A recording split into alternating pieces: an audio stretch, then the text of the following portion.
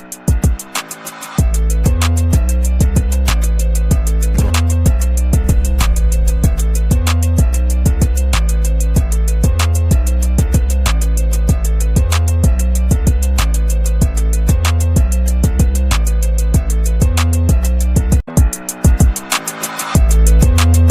welcome to another exciting episode of the Andre The Beast Crayton Show. Today, we're going to go into my favorite sport, bodybuilding, but not just dabbing into it, but wondering what it's like to come from another country and to come over to the United States and compete in a sport that is very difficult. And let me explain to you what I mean when I say very difficult. Bodybuilding is an individual sport. If you ever really wanted to know what it's like to test your athletic ability, this is a sport because you're judged by so many different people.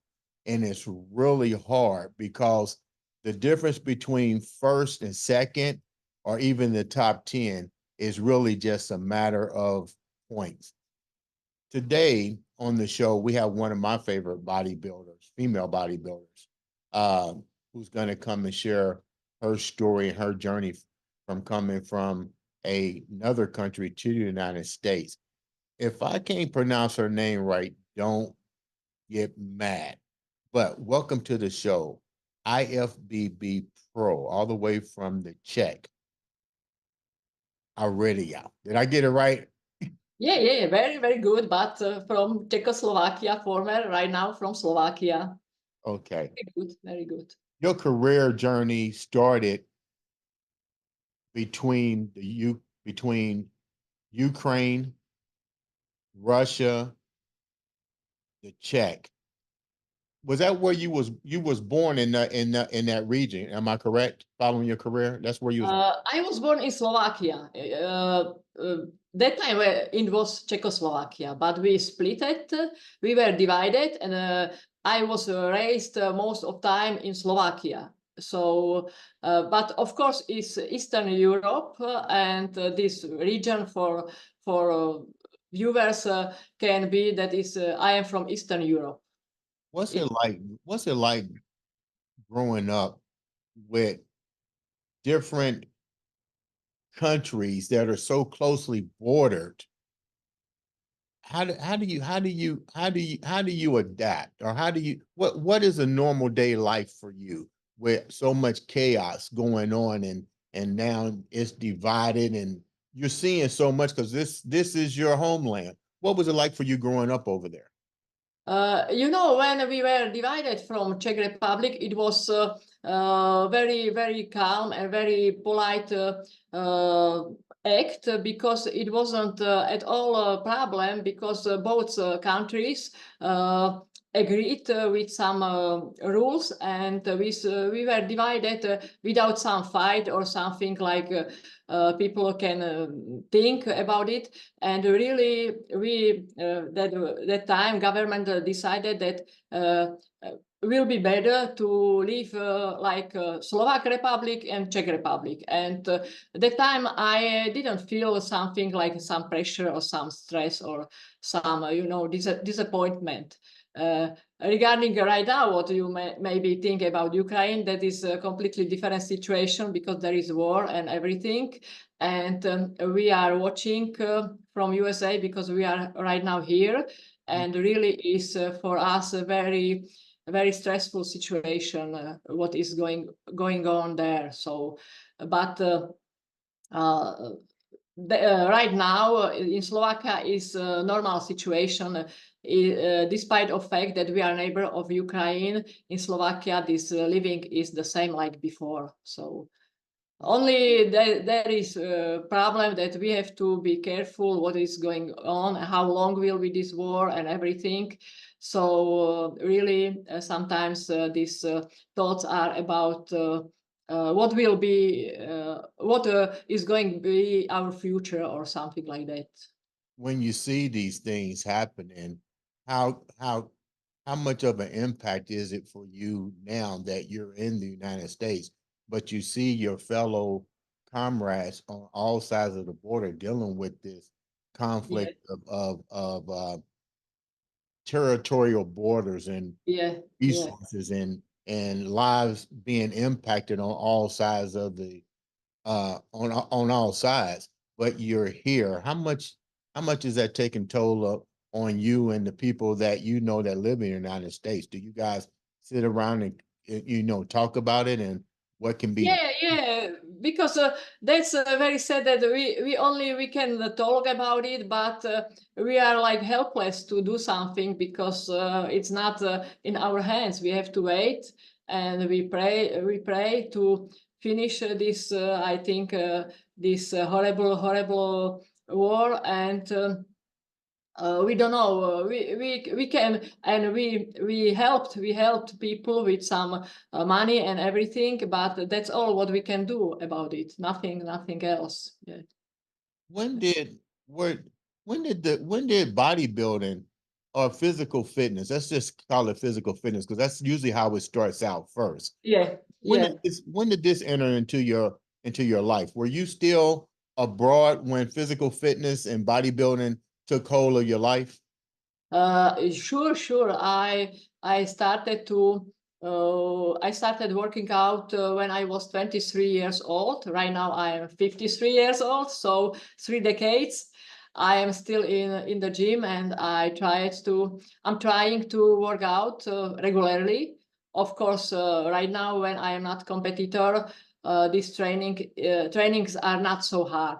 That I have to admit. Of course, also food is almost the same, but not so much, I can tell, because of my age. And still, I am focused on to live healthy and to have this bodybuilding in my daily routine. When you look at, I retired from the sport in 2005 when you just entered the sport in Yeah, 2005. yeah, yeah, But I saw the difference. Let me rephrase this. I saw the evolution of bodybuilding from the Arnold Schwarzenegger times sure, what it sure. is Yes, now. And there is a difference between European bodybuilding than it is American bodybuilding. I remember the European side of it, like the Russians and the Czechs and so forth, they didn't really care for bodybuilding. They were about strength and powerlifting. How did you manage to get away from that? Because you started over there and they kind of like frowned on bodybuilding because they were more into the strength aspects. Did it yes. approach you like that as well? But this is my opinion, that I always heard when I was competitor that judges in USA, their criteria are different to judges to Europe. Right. That, and I think that was true that time. But regarding to shape and this like sports form and this best for 100%, you have to be prepared. Is the same. You have to look very good on European competition or in USA competition. But maybe there is.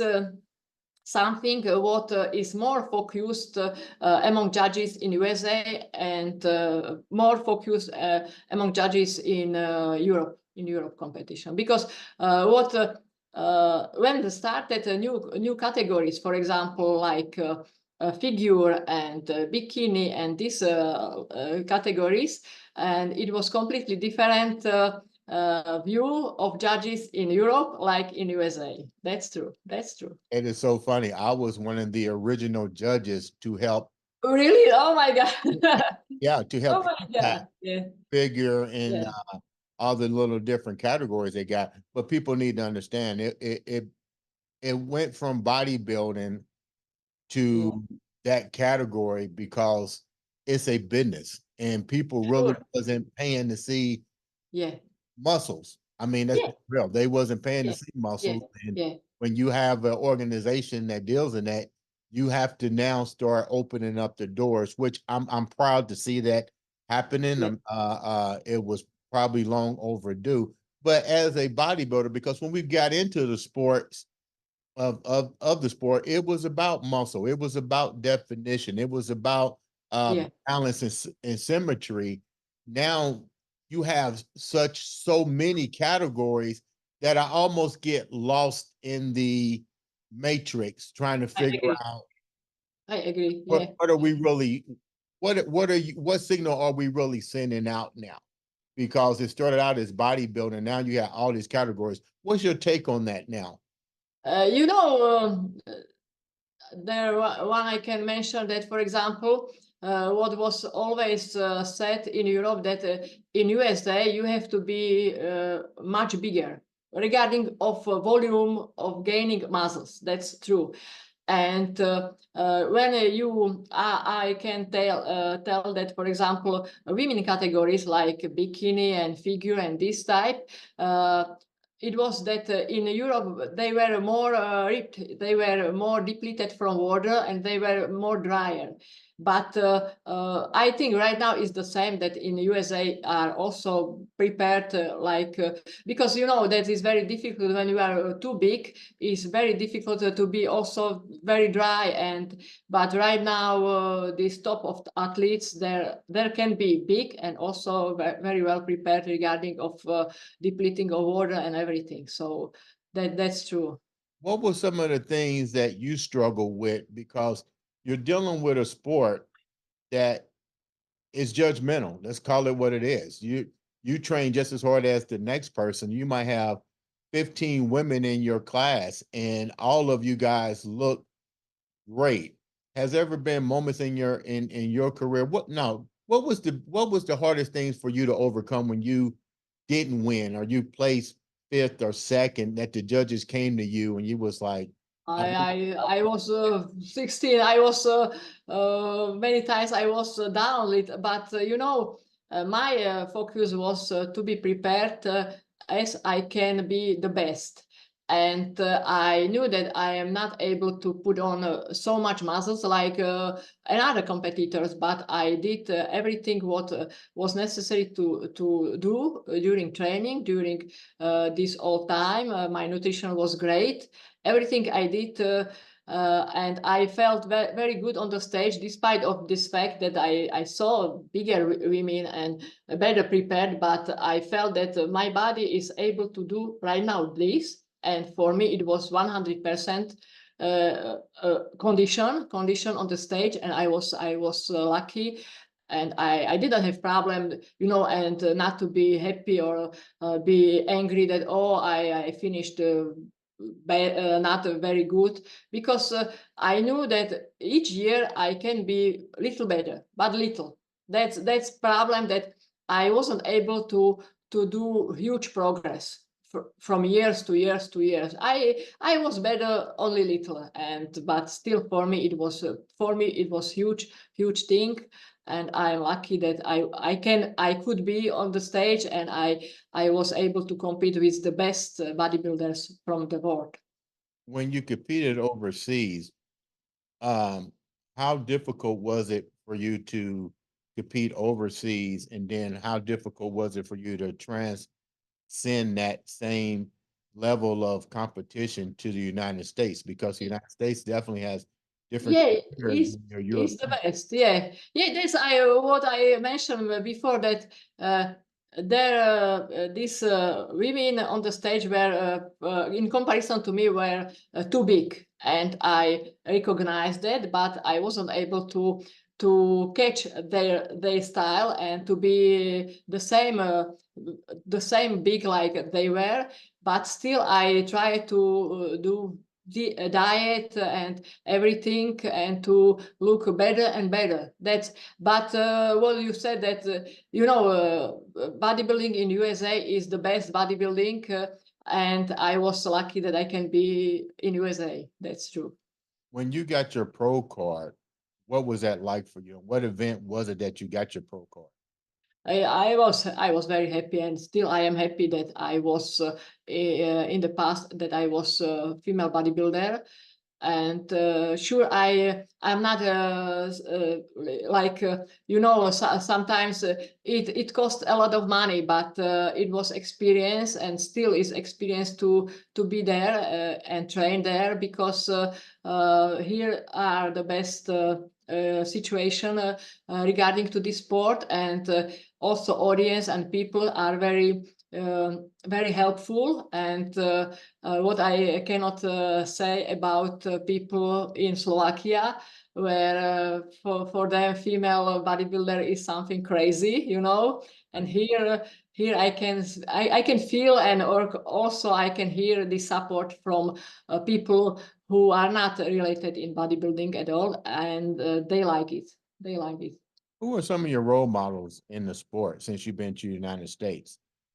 I didn't have exactly role models, but of course, when we read magazines, that time they were magazines, and of course, this generation of Corey Everson, but and this later generation was, I think, the best generation, because for me, right now is too big. Is too big for women to keep these muscles, because I know that someone like it, someone not, and sure, I prefer be healthy and be muscular as much as possible, but to keep some symmetry and some healthy skin and healthy look and everything, because it must be a bit about healthy lifestyle. I cannot advertise some sport which is not very good for health. I always I am a model who wants to show, look, I'm doing this sport a few decades. I'm still here, and I'm looking great, and I can do this sport for a long time, not only a few seasons, and that's it. You will hear a lot of women say, I'm glad you brought that up. You hear a lot of women that aren't involved in the sport. I know you hear it when you're in the gym as well. There's more disgust from women getting to the size and the level that you are. How do you deal with that every day? Like, even if you're walking the street or training and you hear so much negativity. But I personally know the level of commitment and discipline that it takes to do that. Like, you hear women and even men say, "Oh, you use drugs or that sport," but we hear more downplay. And I'm not saying that drugs don't exist in the sport. I'm not saying that at all. But for the ones that don't use, how does that make you feel that you hear such negative feedback, and how do you allow it to not enter your space? What I want to mention that most criticism and negative thoughts I heard in Slovakia, because this society is not prepared to see female with muscles and the everything around that. And in USA, not really. I didn't hear. And in Slovakia also, it was that they weren't able to say me in front of my face. I heard it behind my back, something. Or, of course, I received some emails or some messages on the computer about my look and everything. But I like this sport, and I feel in my heart that I was I am on this earth to do this sport, and I am not living. I am not willing to live life because some people don't like that. That's I am focused on this. On it was my career. Right now, of course, I'm doing something else, but still, this sport is in my heart. And right now, I can tell that harvest from this sport I'm going to take, because really in my age, and when I am with people and women the similar age like me, I am more healthy, I am more movable, I can do things what they cannot do, and I am happy about it. You will have let's go back for a minute. You get on stage, and I hear this a lot, and you're competing. Um, I just had a friend of mine just compete. I think it was like last week, and she showed me her pictures, and uh, she wasn't big enough. She wasn't big enough, and Mhm. uh, I get it. We all want to win. That we're competitors. When that happens, what do we need to do to make the playing field even? We know that they do drug testing, and you know, you can beat these things, but when you're putting in the work and the discipline, you want to win, and sometimes you have to compete against the ones that have beat the system. How does that make you feel, and what do you think we need to do? You've been in the sport long enough, you have a voice. What do you think we need to do to change this? Should the judges say, okay, we're not stupid.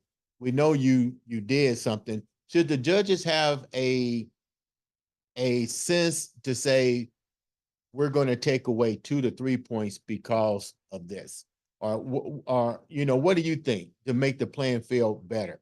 Because that's big real. Mm. Drug testing is not. Yeah, yeah, of course, but many things can be done. But of course, if there is, if there is some mode to do that, and some, some willingness, because, for example, I think this bodybuilding is a sport for which have to take a long term. You cannot be young and to have big muscles. It's take times. You have to work out many years, and after that you have nice muscles with good quality, and after many years of dieting these muscles will be visible. There is not necessary to take drugs, of course, but people are very they want to everything very fast, and very fast wants to people on the stage, and very fast wants to people like audience wants to see very big muscles, but it takes time.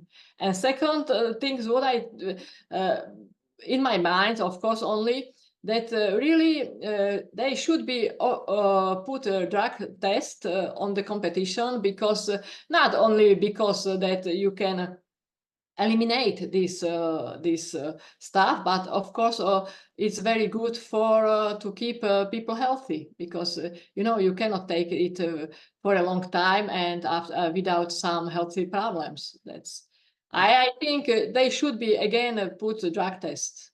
Okay, you mentioned this is your career. Yeah. Is bodybuilding for you lucrative career?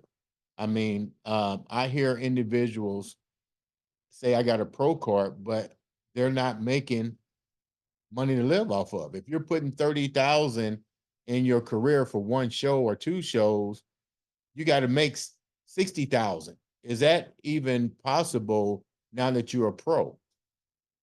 Yeah, that's true, because of course there is also my situation that I wasn't able to earn money from bodybuilding, and everything was paid by my husband, and we had this money, and we freely decided to spend for my sport. And that's true that it's very difficult to do this sport because of nutrition, because of traveling, because of color. What you have to have on the stage, you have to be prepared. You have to have these competitions, swimsuit, everything is paid by yourself. And if you don't have sponsors, you have to pay it. That's true. That's Yeah. very Um, difficult. I think from a woman's standpoint, it has to, you have to have. Some people would say it's a hobby because you don't get health benefits, you don't get retirement benefits. I mean, Yeah. Look at Ronnie Coleman. He can't damn walk, you know, but he had another job outside of bodybuilding. How is it important for you for an what's your take on somebody that wants to be a bodybuilder? What would you say to them? That's very difficult. What I want to say about another job, because if you have, despite of what kind of job you have, if you're sitting in the office, maybe, but if you have another job which required some physical activities and you are tired, I cannot imagine to come to the gym and to do best training and to build some muscles, because right now I have a different job. Of course, I am not competitor, but I have a job, and after job, I'm going to gym, and I'm lucky that I'm able to do something and to keep my muscles at least, because really it's difficult to have energy for very good quality training and to be on the stage. I cannot imagine during diet to have job and to do diet before competition. This 8 or 12 weeks before competition, you are on diet, and really that's very difficult. But I heard that someone is able to do, but it must be hell, really. Are you still competing currently, or are you retired? I'm retired right now. I'm retired. My last competition was 2019, and before COVID, because I wanted to do 1 year more, but COVID came, how to say, and after that these competitions were cancelled, and many of them they were announced. After that they were cancelled, and I decided not to compete again. What are you doing currently right now? You retired? I'm doing because I have to earn some money, and I'm personal trainer, but again there is problem because many people didn't come after this. It was this quarantine and everything, and they are starting to train home, and they choose different sports, and it's very difficult to find clients. So I have a completely different job. I'm working at a grocery shop. So but still I am in Powerhouse Gym. My gym is Powerhouse in Tampa, and I can train people. I have everything to train these people, but that's really I don't have time and energy to find new clients, because sometimes people come and train one training, and another training they will not come. So that's difficult. And How have you seen? Have you seen since COVID? You mentioned that you got a gym in Tampa, Florida, and yeah. it's not as lucrative now. But I see tons of females now that are entering the sports of figure. It's like all over in bikinis, like all over. Why do you think that there's a drop? But clearly on the internet, it shows that there's not a drop. People are getting on stage like crazy. I don't know. I think for young women is this category is very attractive. Bikini or for example, for this shorter girls is very good, this wellness category. That's true. But of course, everything is about bodybuilding, about lifting weights. Is only what you are able to do, and what you focus on, how strong you train and everything. And I think that these categories, like on the stage, these girls looks very nice, pretty, everything, and sure, when I can see this bikini, sure she doesn't want to be bodybuilders, because she choose this form, this category, and I think they know what to do, because you have to have in your head what if you want to be bodybuilder or wellness or bikini or figure. That's in your mind, really. And maybe of course some, if they have some support, and they watch these categories, they can decide it after they look what they got, like symmetry and everything, and height and everything, that if they are fit which category is best for them. Because really, for example, I am too tall for bodybuilders. I am too tall, but I cannot be shorter. So and bikini category is better when they are a little higher, but they have also shoes and everything. And I think that is good that there is these categories. at least these people are in the gym and they are training and they are doing for something for them, for themselves. So that's good. How can the viewers reach out to you for your services if they need help with getting ready for contest preparation or even just physical fitness in general? Because clearly, just because you hold the title of a professional bodybuilder, you still are about overall health, fitness, and nutrition. How can the viewers reach out to you? Right now for many years I working out in a powerhouse gym in Tampa, and I have on the social medias my business card, and there is phone number and everything. If someone wants, I will be glad to train him, and that's not problem. That's I think first of all, you better spell your name so that people can find you because I couldn't even pronounce the name correctly. So what's the correct pronunciation so they can actually Google you and search for you? My name is Aurelia Grozajova, and when they will Google so they will find me, and it's very very easy find me. I think many years I'm on these computers. All right. Well, you know what? Thank you so much for coming on and sharing Thank such a you. great Thank you. story. Enjoy the weather in Tampa. Ladies and gentlemen, this has been another exciting episode of the Andre the Beast Crayton Thank you very much. Show. Thank you very much.